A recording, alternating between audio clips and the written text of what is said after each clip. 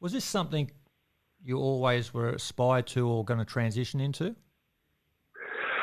Oh, I always thought no, but I think I was just not. I didn't want to admit that I wanted to be a coach, and then when I finished, and to be frank, I basically had 4 kids, and I still had a mortgage, and I didn't really know what I wanted to do, and I was sort of still involved in rugby league, and I just had to make a decision. If I'm going to coach, this is what I want to do. I'm going to commit to it, and that was once I actually just admitted that that's what I wanted to do. I did start to think about how I'd grown up and how I'd sort of what I'd been around my entire life. You know, basically from the age of 5 in and around first grade dressing shirts, right? Yeah. And you just the life lessons and footy lessons, and you know, small things that even John now as a coach, I remember going over your dad's house, and he used to, when I was playing for the Roosters, and I'd go over and he'd have all these English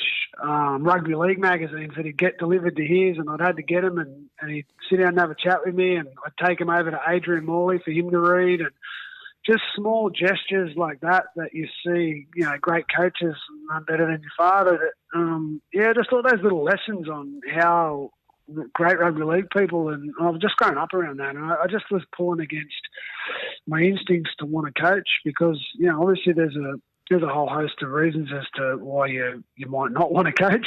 The obvious ones are the pressure and the situation and everything like that. But I've always enjoyed that challenge, and I just didn't want to admit it. And then now that I have, you kind of know that, you know, whilst whether it's pressure, expectation, however you want to term it, well, that's kind of a natural feeling for me because I've been under pressure majority of my life in rugby league anyway.